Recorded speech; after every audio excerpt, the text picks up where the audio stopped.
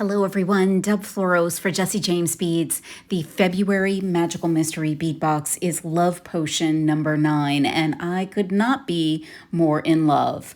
I'm going to put together a beautiful statement necklace with the rose petal strand, some beads from the Sweetheart strand, and some beads from Souls Intertwined. This is such cool packaging, like a little brewing of love potion. Look at these colors. There's some bling balls in there, and love potion number 9 has more muted tones and some bead caps and some tiny rondelles with rhinestones. I'm crazy about the colors, about the theme, and I just can't wait to put together a really fun necklace.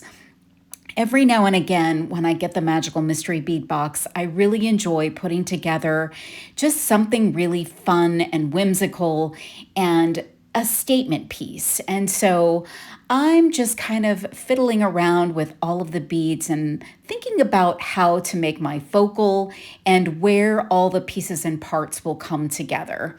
So I lay things out, I move things around, and then when I land on what I think is the final design, I get to work, and I typically grab some seed beads. So I've got some Toho 11O white seed beads, which look really beautiful as a continuity bead throughout the piece.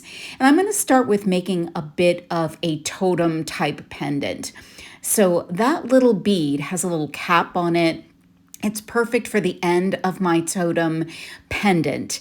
And I'm going to wire wrap it, add a seed bead, and then add one of those pink square beads.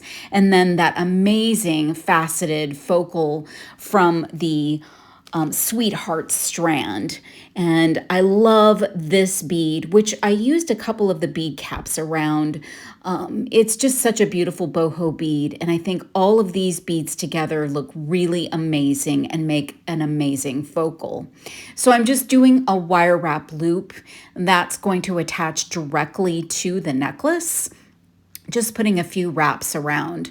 And this is a very silver and gold mixed metal piece with some of the vibrant colors from Souls Intertwined and some of the more muted colors from Love Potion number 9.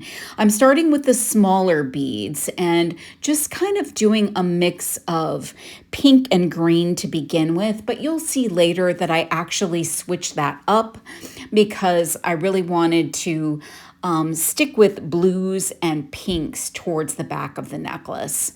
Then I'm starting to introduce some of the larger beads, the ovals from Souls Intertwined, and I am putting a seed bead in between each bead. And I've got some of those rhinestone beads that are just so lovely. And I'm adding a gold one and a silver one in between the blue, and I just think it's gorgeous. Then I'm starting to graduate the size, so I'm moving to the strand, and I'm making a little stack of those rondelles with the rhinestones so that I can make a little frame for that first rhinestone bead.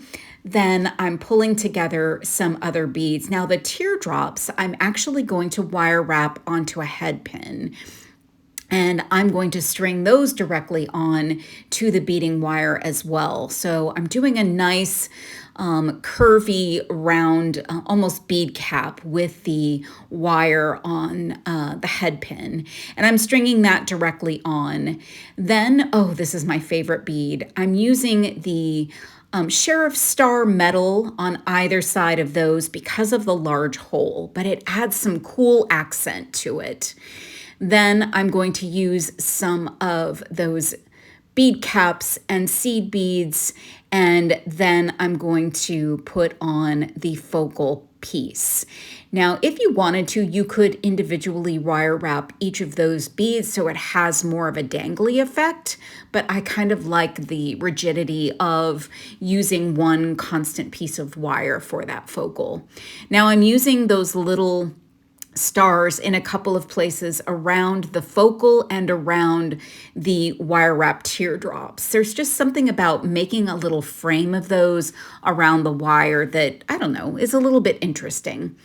So I'm going and I'm noticing there that I really don't like the green in the piece there. So I'm removing it, and then I'm going to add just a couple more beads in the blue and pink towards the back. And you can use whatever colors you'd like. There's certainly lots of options here, and you can mix things up very differently to make a completely different look with the same style of necklace if you choose.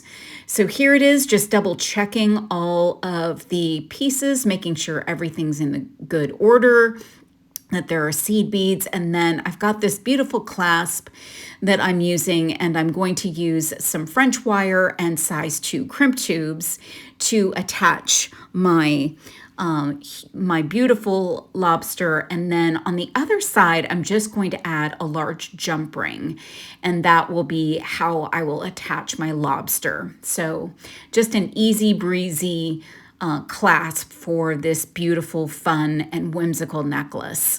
I love everything about this, and the Magical Mystery Bead Box for February 2025 is superb. Check it out at jessiejamesbeads.com.